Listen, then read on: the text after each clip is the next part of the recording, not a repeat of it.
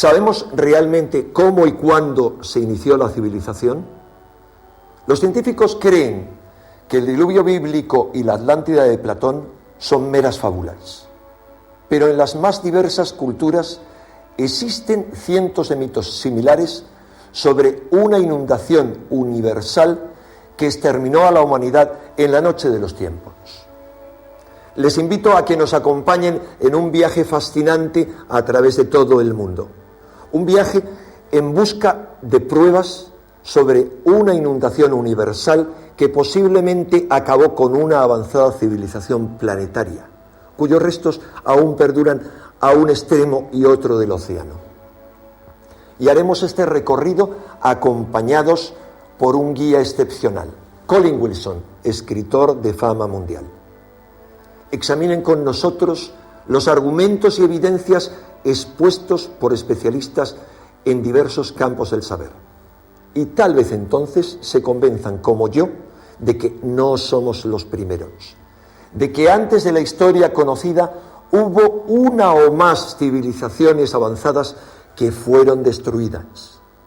Hoy más que nunca hace falta recordarlo, porque quienes no conocen su historia y no ponen remedio a los errores de su pasado, están condenados a repetirlos irremisiblemente.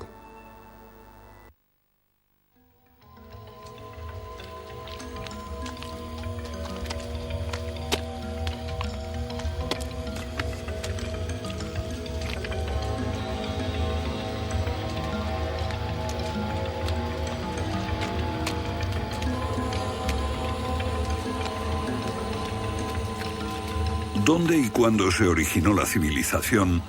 Los expertos han elaborado muchas teorías, pero a veces las evidencias contradicen por completo todas las hipótesis.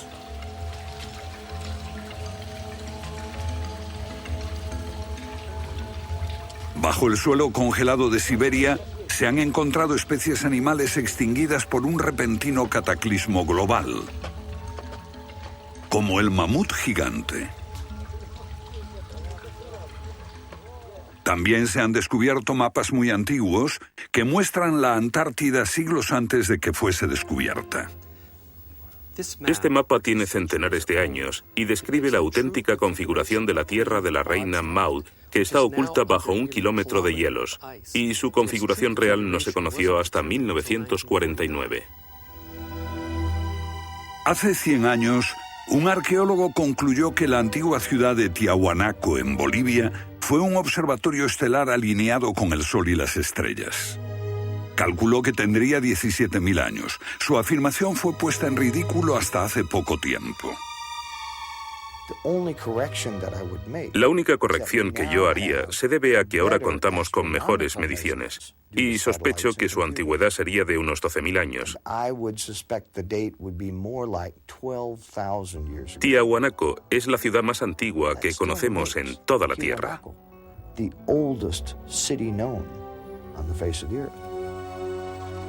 Los geólogos han descubierto que la gran esfinge de Gizeh en Egipto ha resistido siglos de lluvias incesantes, pero estas lluvias solo pueden haber tenido lugar miles de años antes de los faraones. ¿Fue construida la esfinge antes de los comienzos de la civilización? Lo que se pone en cuestión es la historia completa de la civilización. Puede que no haya ido en línea recta desde los estúpidos cavernícolas hasta los hombres tan listos de hoy con sus bombas atómicas.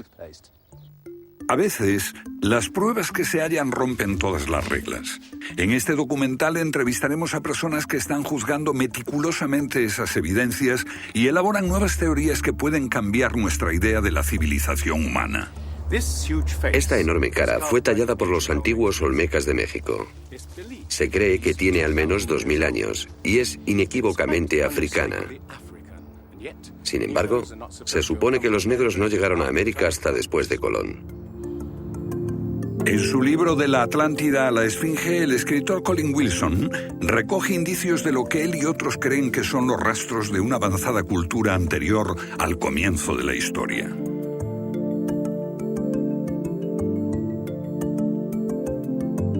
El filósofo griego Platón describió de manera precisa dicha civilización que, según le dijeron los sacerdotes egipcios, surcaban los mares miles de años antes, hasta que fue destruida por un terrible cataclismo.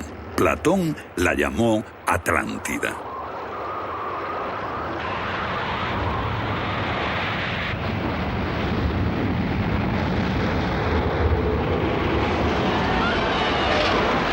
La Atlántida, un terrible cataclismo. Sabemos de una catástrofe así por otro mito, el diluvio bíblico, Noé y su arca, un mito igualmente despreciado por los científicos.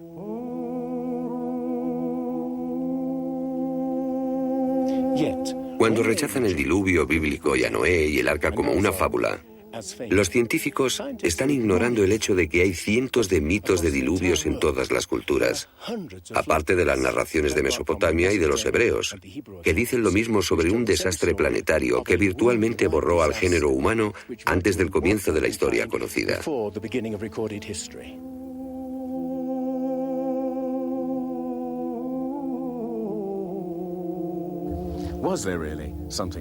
¿Hubo realmente algo parecido a un diluvio? Y si así fue, ¿existió una civilización anterior a todas las otras? Digo una civilización, y no la Atlántida. Porque en cuanto se menciona la Atlántida, el científico exclama, «Oh, no», y deja de escucharnos. ¿Pero es neutral la ciencia? ¿Lo es realmente cuando afirma «limítese a los hechos como punto de partida»? La ciencia ha tendido a centrarse más en teorías que en hechos. Una teoría surge para explicar unos hechos, pero otros se dejan de lado. Nuevas evidencias pueden cuestionar la teoría, pero con frecuencia también son ignoradas. Llamamos a estos hechos anomalías, son evidencias que no encajan en la teoría.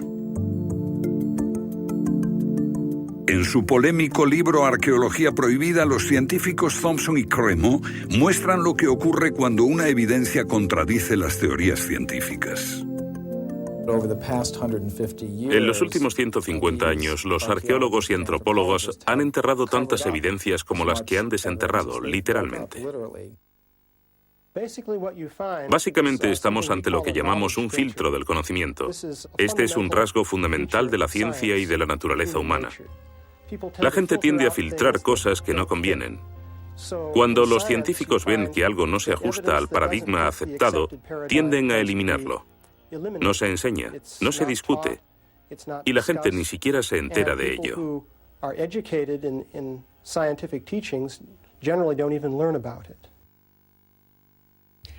Lo que estamos diciendo, por ejemplo, sucedió en Iatitlan, México, en 1996. Cuando la arqueóloga Janestine McIntyre amenazó con echar abajo la teoría convencional de que el ser humano es relativamente nuevo en la Tierra, que llegó a Siberia hace unos 30.000 años y en América hace unos 20.000 años. En México, la arqueóloga Stine McIntyre descubrió herramientas de piedra y huesos humanos y los sometió a una batería de pruebas científicas. En 1966 pensamos que era un yacimiento antiguo y creímos que tendría unos 20.000 años. En aquella época se pensó que era demasiado tiempo. Cuando lo datamos mediante una batería de métodos supimos que tenía 250.000 años. Sinceramente yo me hubiera sentido feliz con los 250.000 años. Fui ingenuo y pensé, bien, voy a dejar de pensar en las fechas. Tenemos la información. Hemos conseguido los hechos. Tomemos estos hechos y partamos de ahí. No me di cuenta de que arruinaría mi carrera por completo. Todas sus oportunidades profesionales se frustraron. El yacimiento fue cerrado, los permisos para investigar denegados sistemáticamente. No obstante, más de 30 años después, unos arqueólogos descubrieron en Siberia vestigios de seres humanos de 300.000 años de antigüedad. Una fecha que de repente hizo que la datación de Jan McIntyre no pareciese tan improbable después de todo. No es necesariamente una conspiración deliberada. No decimos que se trate de personas reunidas en una habitación y diciendo, vamos a engañar a la gente. Es algo que ocurre automáticamente en la comunidad científica. Cuando una evidencia difiere de la teoría predominante, no se habla de ella, no se da información. Y eso significa que la ciencia deja de progresar de la forma en que uno desearía.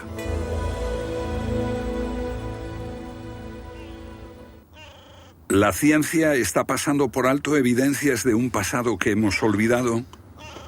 ¿Pueden ser ciertos los mitos que nos hablan de la existencia en este planeta de civilizaciones que desaparecieron miles de años antes de que comenzase la historia registrada? Una nueva clase de investigadores está estudiando las anomalías que la ciencia tiende a descartar. Se plantean preguntas que pueden cambiar nuestro concepto sobre la historia humana.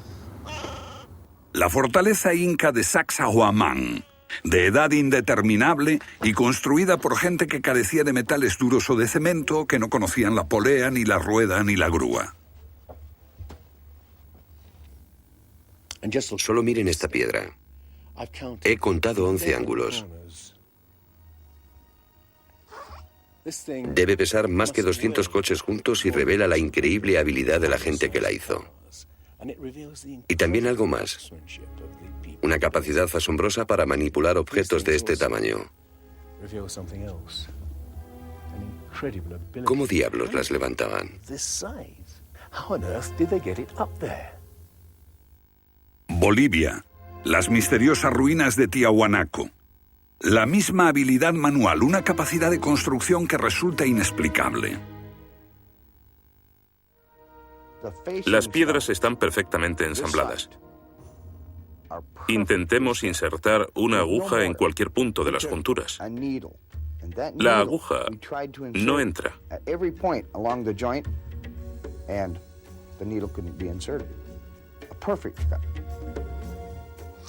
Cuando los conquistadores españoles le preguntaron a los incas si ellos habían construido Tiahuanaco, respondieron: no, no la construimos.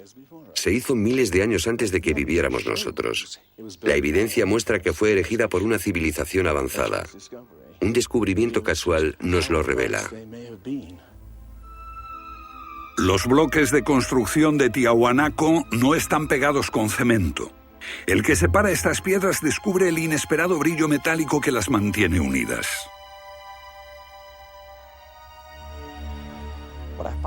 Lo que encuentro asombroso es que para trasladarlas a cada uno de los lugares donde empleaban este material, ellos tenían que contar con una especie de planta de fundición móvil para licuar el metal. Y aquí hay un uso similar de tornillos metálicos y piedras finamente unidas, como esta en forma de L. Pero estamos en otro continente. África, Egipto, la tierra de las pirámides. Las 3 pirámides de Gizeh, una maravilla del mundo antiguo. Otro pueblo que no conocía la rueda, ni la polea, ni la grúa. ¿Cómo podían transportar bloques de 100 toneladas? Su tecnología no se puede explicar ni imitar. Soy ingeniero y puedo decirles que levantar bloques de este tamaño, de este peso, requiere una grúa especial. Una gente que carecía de tales grúas o de una simple polea o una rueda, empleando herramientas de cobre, ¿cómo pudieron hacerlo?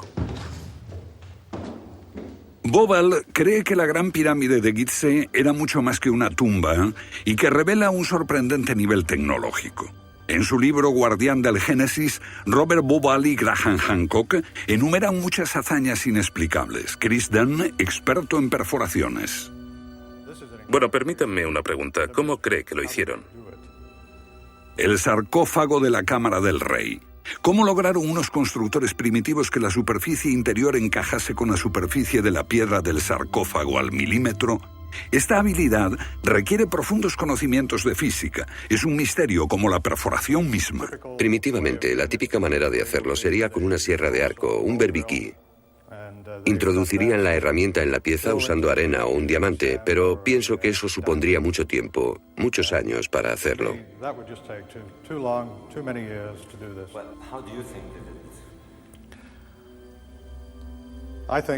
Creo que debieron haber usado herramientas más potentes. Hoy, para perforar esto, tendríamos que hacerlo a una velocidad de 6-10 milímetros por revolución de taladro en el granito. Ellos lo hicieron más rápido de lo que lo haríamos nosotros. Más rápido, investigadores como Chris Dunn se preguntan acerca del propósito de emplear este raro instrumento en un friso oculto. ¿Taladros superpotentes? Esto parece una conclusión precipitada. Los indicios de un taladro de alta velocidad se erigen en otro misterio sin resolver. Ahora miren esto. La increíble precisión de la mano de obra. La total suavidad de las paredes en esta supuesta tumba para bueyes sagrados. Y que implica un alto nivel de destreza. Por supuesto, eso podría explicarse en términos de cientos de obreros puliéndolas durante 10 años seguidos. Pero, ¿si hablamos del misterio de los vasos egipcios? No como este vaso de arcilla que acabo de comprar, sino vasos hechos de alabastro, basalto e incluso diorita, que es la piedra más dura de todas.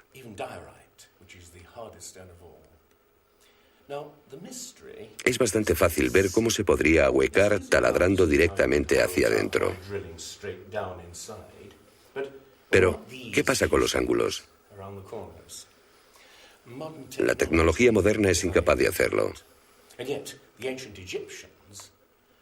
Sin embargo, los antiguos egipcios moldeaban miles de piezas. Algunas de ellas 2000 años antes de la civilización que se supone surgió aquí. ¿Cómo? Otro misterio sin explicar. Inexplicable.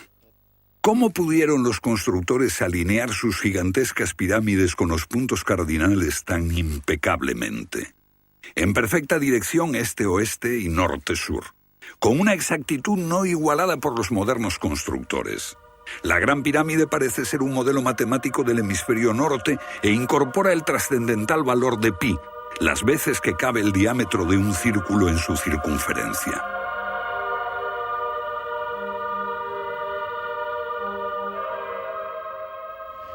Está claro que lo que aquí tenemos es un avanzado sistema de matemáticas y tecnología, en un tiempo que no conocía su existencia.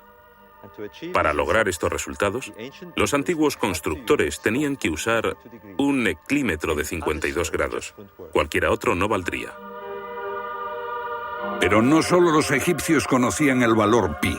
Ese valor también está representado en la pendiente de esta pirámide y en el extraño ángulo que le dieron sus constructores, en Teotihuacán, México, el lugar que los indios llamaban Ciudad de los Dioses.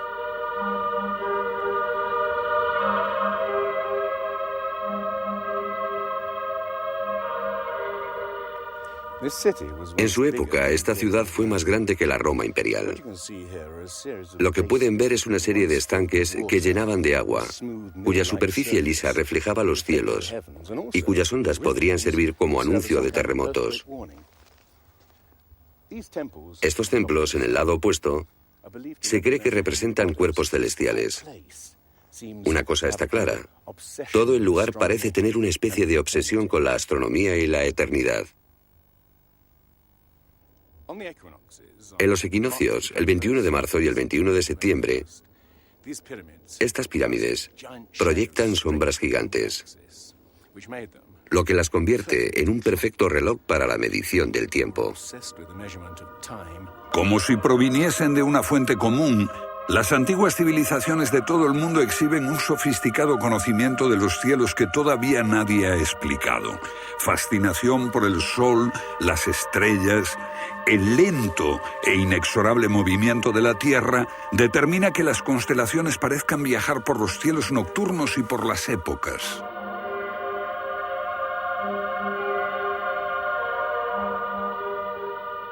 Según los estudiosos, los antiguos egipcios no tenían un gran conocimiento de la astronomía. Pero en el templo de Dendera hay muestras de su sofisticado conocimiento del cielo. Miren las constelaciones del zodíaco: Leo, Tauro, Piscis. Y aquí, la constelación de Orión. Bauval cree que la astronomía es la llave de muchos misterios de las pirámides. Los antiguos egipcios veían en la constelación de Orión a su dios Osiris, señor de los muertos y la vida ultraterrena. Bauval halló el reflejo de ese dios en las pirámides de Gizeh.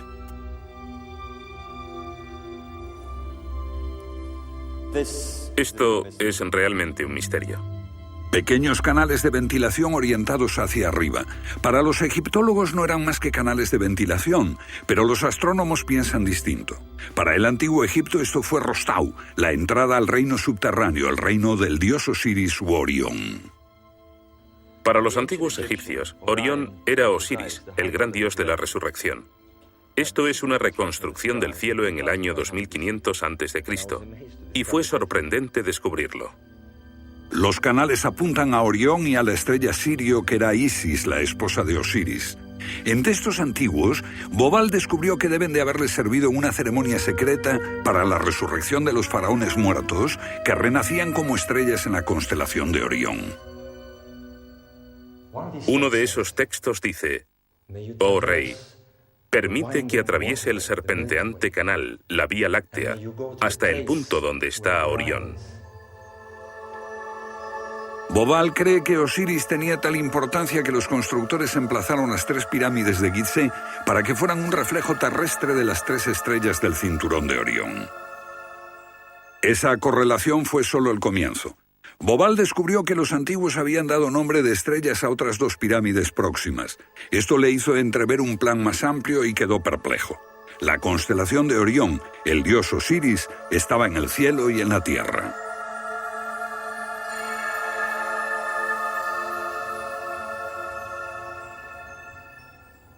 México, donde Teotihuacán presenta otro paralelo.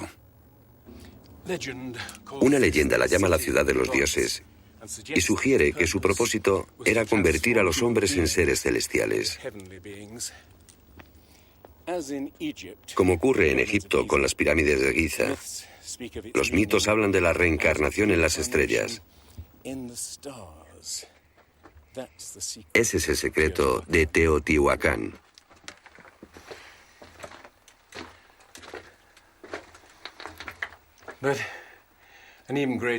Pero esta pirámide presenta otro enigma mayor.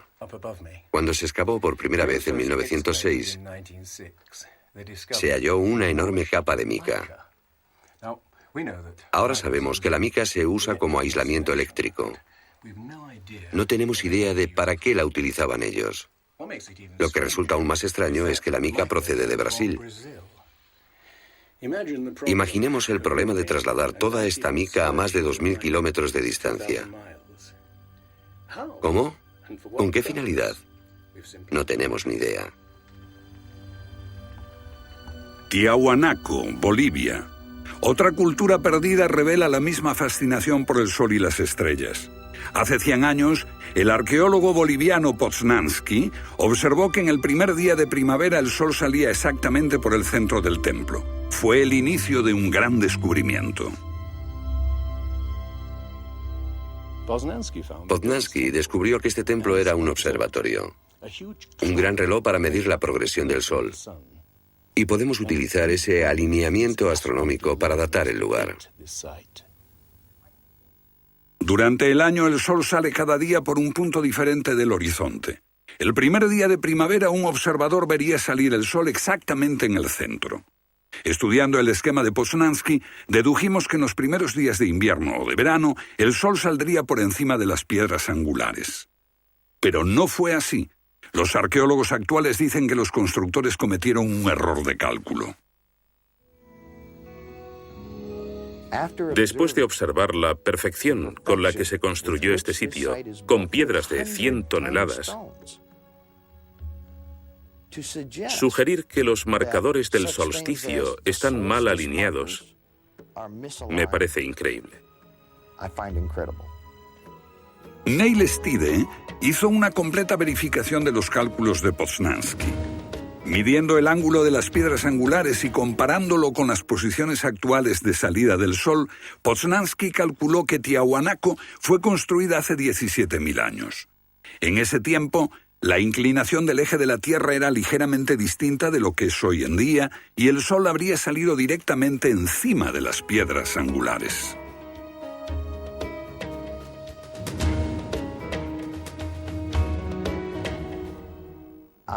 Yo sospecho que la fecha sería más bien de 12.000 años.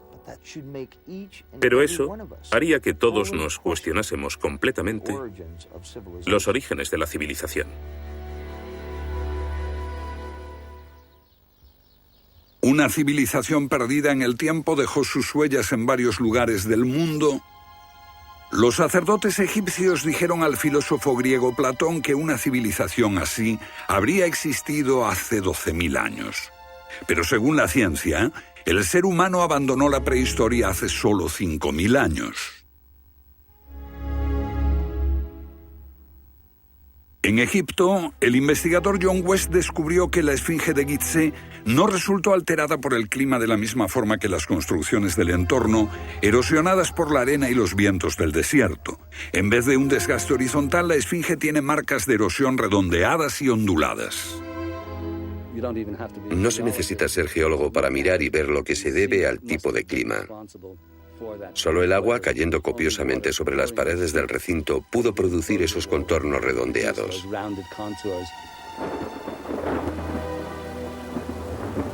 ¿Agua en el desierto del Sáhara?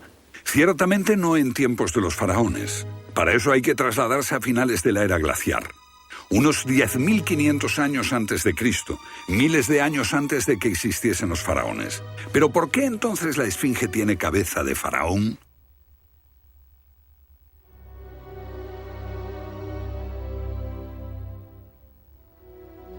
La cabeza es desproporcionadamente pequeña.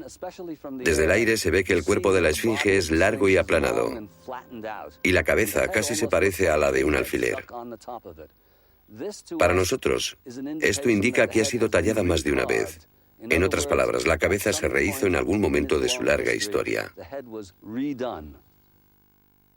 John West cree que la esfinge era originalmente un enorme león que un desconocido grupo de escultores modeló en la roca antes del 10.500 a.C. Se comenzó a erosionar cuando el final de la era glaciar alteró el clima y causó lluvias que cayeron durante siglos. Solo miles de años después, un faraón habría tallado la cabeza con su propia imagen. ¿Tiene la esfinge más del doble de la antigüedad que creíamos? La teoría fue ridiculizada por los egiptólogos, pero los geólogos les respondieron que los hechos estaban allí. Más extraño aún. Según Robert Bauval, la evidencia astronómica sugiere que las pirámides de Gizeh parecen revelar esa increíble antigüedad. La disposición de Gizeh coincidía misteriosamente con la posición de Orión en el año 10.500 a.C., cuando la esfinge miraba hacia Leo, su propia imagen en los cielos. La puesta de Orión en esa fecha distante se correspondía exactamente con las 3 pequeñas pirámides, y existen muchos otros hechos difíciles de entender.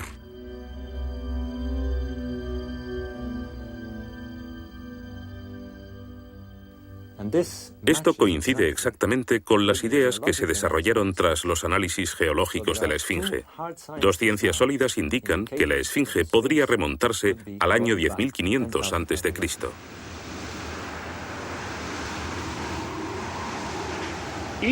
Egipto sufrió unos cambios muy dramáticos a finales del período glaciar, especialmente en torno al 10.500 a.C., cuando unas impresionantes inundaciones cubrieron el terreno de aluvión y acabaron con el Valle del Nilo y con el delta en general.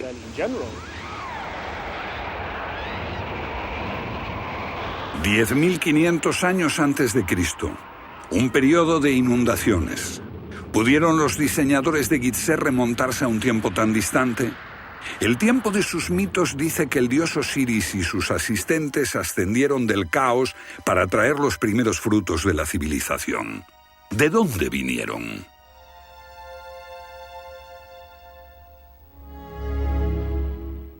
Un dios muy parecido fue el señor de la antigua Tiahuanaco en Bolivia. Aquí, en esta misteriosa ciudad de Tiahuanaco, era el dios que ellos adoraban. Alto, con barba, descrito como blanco, Viracocha llegó en tiempos de caos y destrucción, atravesando los mares para llevar a la raza humana una especie de renovación. El dios blanco Viracocha. En México, conocido como Quetzalcóatl, que llegó con otros para traer los primeros frutos del conocimiento. Su símbolo está por todo Teotihuacán. La serpiente emplumada, símbolo del enigmático dios Quetzalcóatl que llegó desde el este después de tremendos cataclismos para traer la civilización a esta parte del mundo. ¿Pudieron dioses como Osiris, Viracocha y Quetzalcóatl haber sido personas reales que llegaron de muy lejos? ¿Eran supervivientes de un cataclismo que destruyó sus hogares y su civilización? Ahora la pregunta que nos hacemos es esta.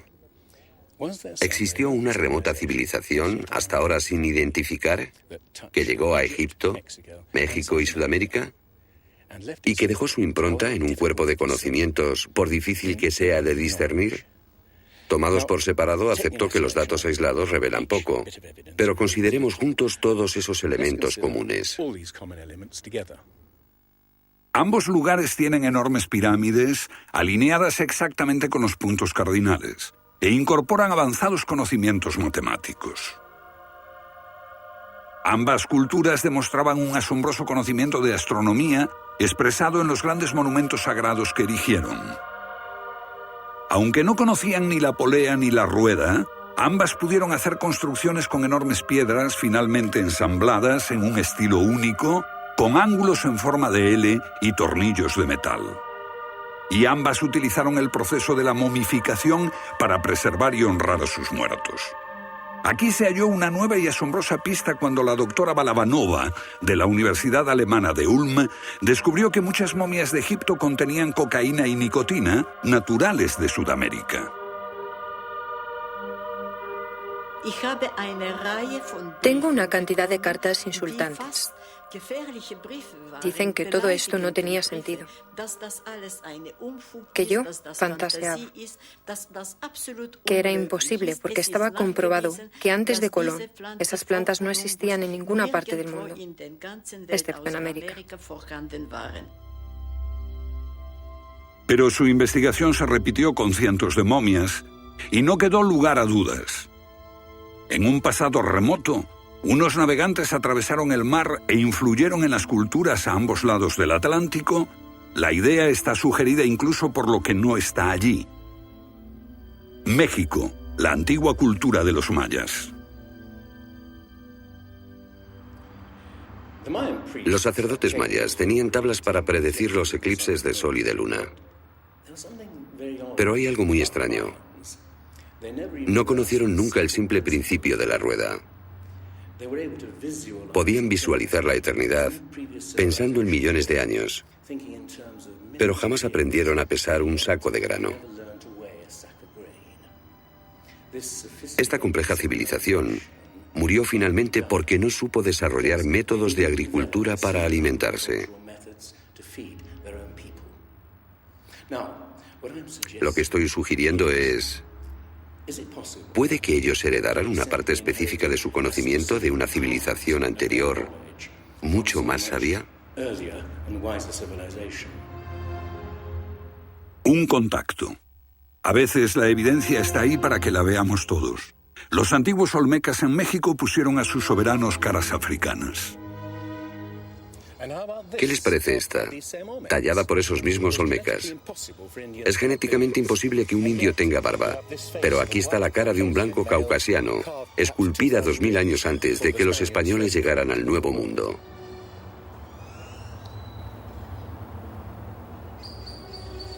Caras de africanos y de caucasianos esculpidas muchos siglos antes de Colón. ¿De dónde vinieron? ¿Cómo llegaron aquí? ¿Cómo influyeron en la más antigua cultura de América Central, en la cultura madre de México? Lo que todos los arqueólogos saben es que de pronto se materializaron alrededor del 1500 a.C. Esta gente, cuya expresión característica era la de esculpir enormes caras de piedra, cabezas de caucasianos y africanos que parecen haber salido, no se sabe de dónde.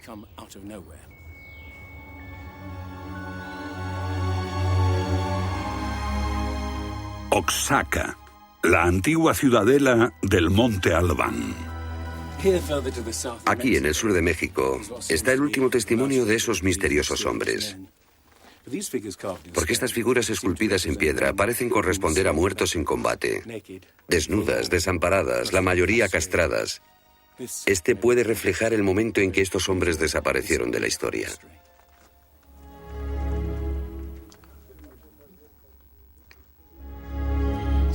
Entonces, ¿hubo una compleja civilización de navegantes que cruzó el Atlántico siglos antes de Colón?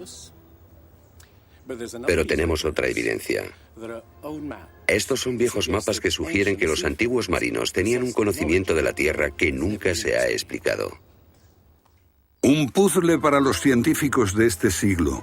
En 1513 el almirante turco Piri Reis cartografió parte del mundo que nadie había visto hasta entonces. Colón solo exploró la zona del Caribe. No bajó a esta zona de Sudamérica, hasta la Antártida. No estuvo nunca por esa zona.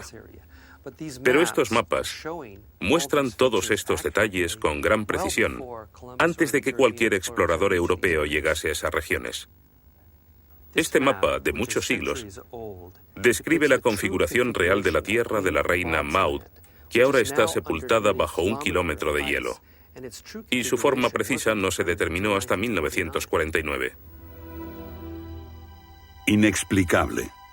Los cartógrafos han meditado mucho sobre la extraña proyección cartográfica utilizada en el mapa. Hallaron un parecido con el que utiliza un moderno submarino nuclear que hace mediciones del mundo mientras se aleja de un punto de referencia. En este caso, el centro está en Egipto. ¿Es ese el hogar de los antiguos cartógrafos? El mapa muestra exactamente esta parte del mundo, pero hay más. Para mí el aspecto más significativo del mapa de Piri Reis es que describe exactamente la longitud, algo que los europeos no fueron capaces de hacer hasta el siglo XVIII. La longitud. Esa historia comenzó en estas playas en 1707, cuando la flota inglesa navegaba por el Mediterráneo hacia Inglaterra. En aquellos días era bastante fácil determinar a qué distancia estaba el norte o el sur, midiendo el ángulo que el Sol y las estrellas formaban con la superficie de la Tierra. Pero no había técnicas para determinar lo lejos que estaba el este o el oeste. ¿Longitud? El almirante Sir Clutley Safel se enfureció cuando un marinero del oeste del país le dijo que estaba alejándose unas 20 millas del este y era probable que la flota naufragase en la costa. Cuando sus oficiales le dijeron que el rumbo era correcto, mandó ahorcar al marinero por insubordinación. En sus últimos momentos debió haber deseado no haberlo hecho. Los barcos se habían hundido antes por millares. Pero entonces la pérdida de una flota entera promovió la búsqueda de un reloj preciso para calcular la longitud. Tuvieron que pasar 2 generaciones antes de que finalmente se consiguiese. No obstante, el mapa de Piri Reis ya mostraba un conocimiento de la longitud al menos 250 años antes. En el mapa de Piri Reis se menciona el hecho de que se trate de una recopilación de muchas otras cartografías. Son copias de copias de copias. La mayoría de quienes los han estudiado creen que esos mapas proceden de los tiempos de Alejandro Magno, pero son incluso mucho más antiguos. Mapas del mundo confeccionados antes de que supiésemos navegar por los océanos. Técnicas de construcción inexplicables, un complejo conocimiento de las matemáticas y la astronomía. Si existió una tecnología tan avanzada capaz de dar sus conocimientos a los constructores de la Esfinge y a los pueblos de los Andes y México, ¿qué pasó con ella?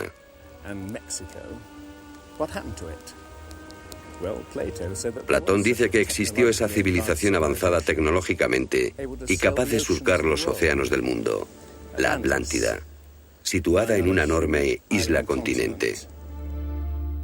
Rechazando una civilización perdida, la ciencia niega también la idea de una catástrofe global que la destruyó.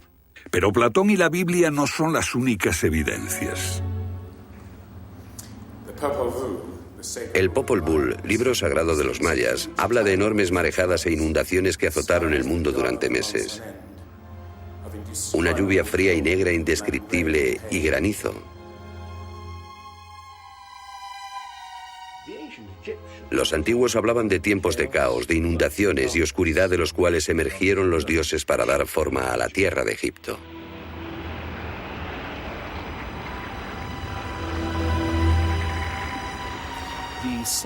El disco solar de los aztecas se refiere a 4 ciclos de destrucción: por inundaciones, por fuego, por viento y por sangre y guerra. Y prevé el fin del mundo por un enorme cataclismo surgido de las entrañas de la tierra.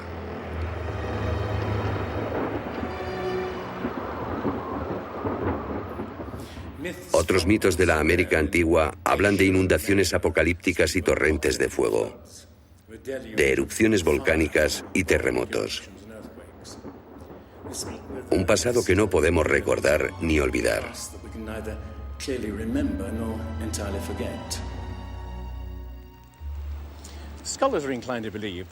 Los especialistas tienden a creer que el diluvio es una fantasía de los viejos poetas. Pero supongamos que los expertos se equivocan. Supongamos que una serie de terribles catástrofes naturales redujeron a nuestros ancestros a pequeños grupos que vivieron apartados y se esparcieron por todo el mundo.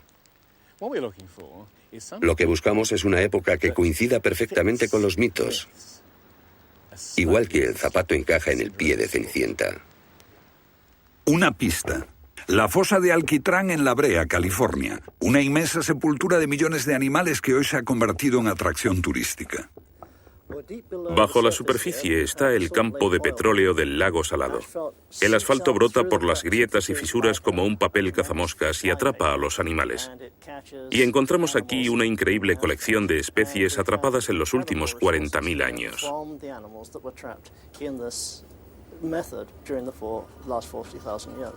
Esta fosa de Alquitrán puede leerse como un libro de tiempos remotos, cuando abundaban los animales y nosotros no los considerábamos como originarios de América.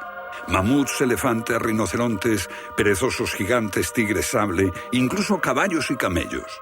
Después, una tremenda catástrofe los barrió, al parecer en unas pocas décadas, en torno al 10.500 a.C., hace más de 12.000 años. Todos los grandes animales, cualquier animal más grande que un coyote, se extinguieron en pocas décadas. Sí, fue sin duda una gran catástrofe.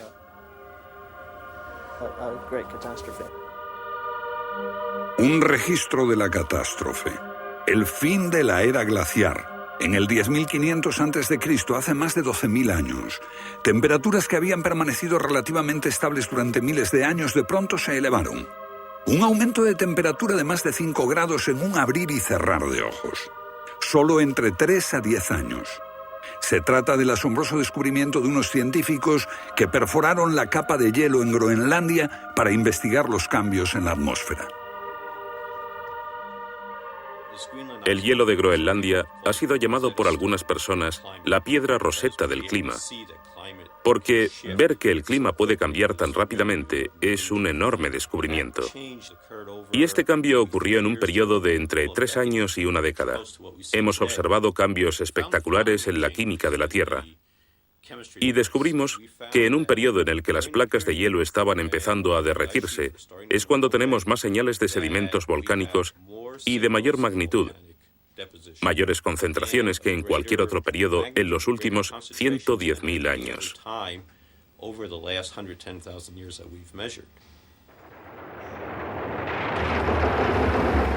Un surgimiento de volcanes nunca visto, acompañado por desórdenes atmosféricos y gigantescas inundaciones. Porque mientras las placas de hielo de más de 1 kilómetro de espesor se derretían en pocos años, el nivel de los mares aumentaba dramáticamente. De repente, los mares ocuparon lo que había sido suelo seco. Se podía caminar desde Gran Bretaña a Escandinavia antes de que una revolución climática diese forma al Mar del Norte. Fue un periodo en que las grandes inundaciones cubrieron las llanuras de América del Norte, y por eso es que se encuentran esqueletos de ballenas en Michigan. Un tiempo de cataclismos a finales de la era glaciar, que puede coincidir con los mitos. Solo en el Nuevo Mundo se extinguieron alrededor de 70 especies de grandes animales. Mamuts, perezosos gigantes, camellos, caballos. Permítanme ponerlo en perspectiva. En los anteriores 200.000 años se había extinguido menos de un tercio de esa cantidad. Y este modelo extraordinario de extinción se repitió en Europa y Asia. En las capas subterráneas de hielo de Siberia y Alaska se descubrió una masa enmarañada de huesos de millones de animales que perecieron en un cataclismo. El mamut gigante no murió a manos de los cazadores. Desapareció por una catástrofe natural. A finales del siglo XIX, unos cazadores encontraron por casualidad el cuerpo de un enorme animal congelado. Después de ser desenterrado y transportado, se encontró que en el estómago tenía plantas pertenecientes a un clima templado y aún sin digerir. El animal se había congelado de una forma muy rápida, como no es capaz de hacerlo ningún congelador moderno. Lo cierto es que hace unos 12.000 o 13.000 años un frío inmenso azotó Siberia. El enigma de los mamuts congelados en un instante ha dado pie a extrañas anécdotas. Algunas ciertas y otras no. Lo que es auténtico es un informe del barón Wrangel, un naturalista del siglo XIX que descubrió la isla Byrd al norte de Siberia, donde la arena quedó literalmente mezclada con bancos de huesos y colmillos de mamut y otros animales que habían desaparecido en alguna catástrofe. Esas extinciones masivas, esa imponente actividad volcánica,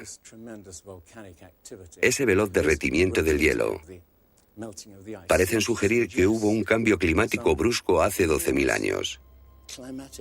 Hay algún factor desconocido que no logramos descubrir.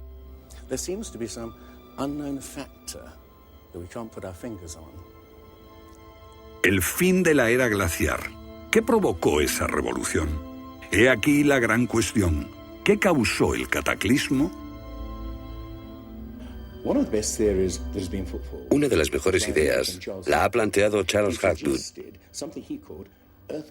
Él sugiere un desplazamiento repentino de la corteza terrestre.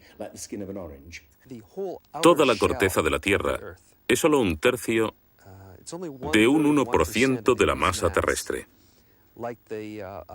Como la piel de una naranja, si se suelta, se mueve.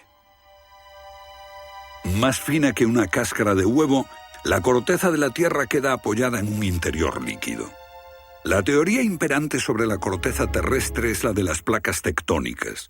Los continentes se separan lentamente durante cientos de millones de años, aunque la ciencia rechazó esa teoría durante más de medio siglo.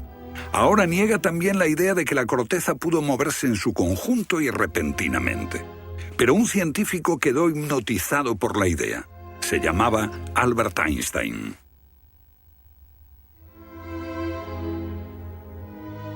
Esto es un resumen de lo que dijo. Cuando me encontré con el trabajo de Hapgood, quedé conmocionado. Se trataba de una idea simple, pero que podría explicar una serie enorme de problemas. Hapgood tenía esa teoría.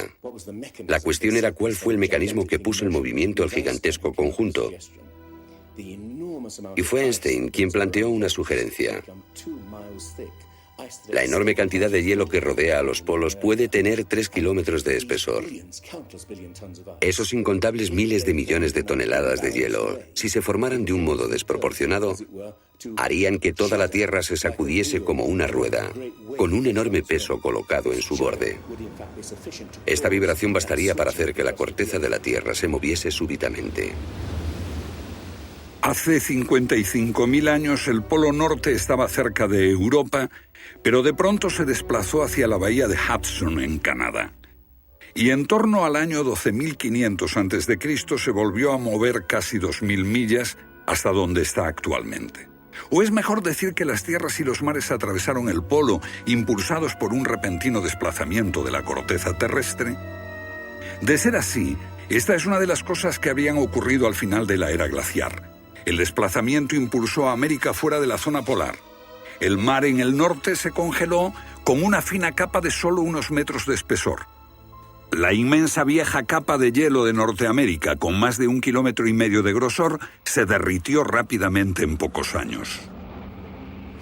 Ahora, lo que es muy interesante de la teoría de Hapgood y Stein es que también explica bastante bien algunos otros mitos, independientemente del diluvio. Hay mitos sobre tremendos terremotos, catástrofes volcánicas, lluvias negras cayendo del cielo, congelación repentina, congelación del suelo. Y podemos ver que un ejemplo de esto es precisamente lo que pudo pasar si la corteza terrestre se desplazó. Con bastante rapidez, las áreas que antes habían estado congeladas pasarían a ser zonas cálidas, y así se explicarían hechos como el rápido congelamiento de los mamuts en Siberia. Si el desplazamiento de la corteza terrestre causó el diluvio que aniquiló una civilización, ¿dónde estaba esa civilización? Algunos investigadores creen haberla hallado en la isla griega de Santorini, que fue devastada por una terrible erupción, o en la antigua Troya, o en la isla alemana de Heligoland, casi arrastrada hacia el Mar del Norte. Pero no se ha encontrado nada. Y es precisamente este problema lo que ha hecho descartar la Atlántida de Platón como una propuesta seria. Veamos. Los oceanógrafos han cartografiado los suelos oceánicos y sencillamente no hay ningún continente perdido. ¿O sí? Platón describe la Atlántida como una vasta isla-continente con montañas, situada en medio del océano. Y el océano, por supuesto, es el océano que rodea toda la Tierra. Fue más tarde que comenzamos a dividir el océano en diferentes partes, llamándolo Atlántico, Pacífico, etc. En realidad el mundo tiene un solo océano. Y los mitos de todo el mundo son muy explícitos acerca de lo que pasa. El Sena-Vesta, de la literatura védica, describe que esa isla no solo se destruyó tras un diluvio, sino que está cubierta por nieve y hielo. De modo que estamos buscando una isla cubierta de nieve en medio del océano, y una gran candidata para este papel es la Antártida. Si el Polo Norte se desplazó, también debió hacerlo el Polo Sur. Flengard cree que hace 12.000 años una parte de la Antártida permanecía en zonas templadas y pudo haber albergado una civilización que desapareció cuando el continente se convirtió en el Polo Sur. Esa es la explicación que él encuentra en los mapas que muestran partes de la Antártida que están debajo del hielo. El almirante turco Piri Reis demuestra un conocimiento de la Antártida que no debería de tener.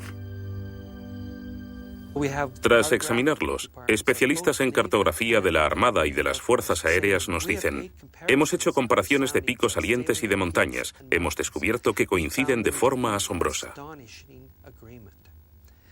Lo que debemos enfatizar es que no estamos hablando de un mapa, el mapa de Piri Reis, que podría cuestionarse. Estamos hablando literalmente de docenas de mapas.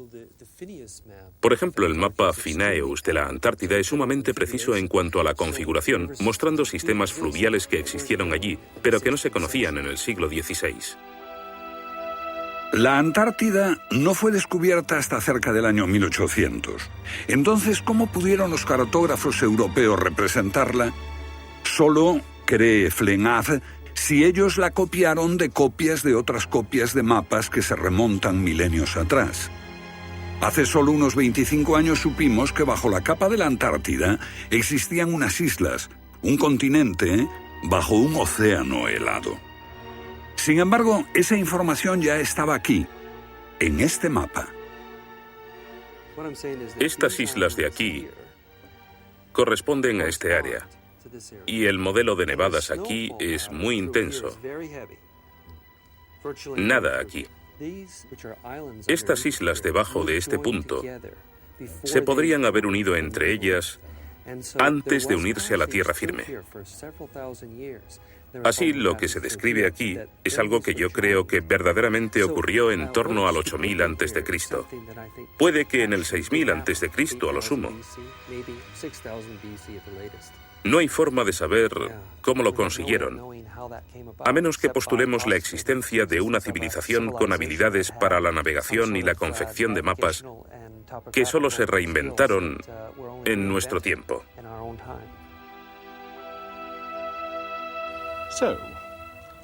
¿Fueron los comienzos de la civilización humana más remotos de lo que suponíamos?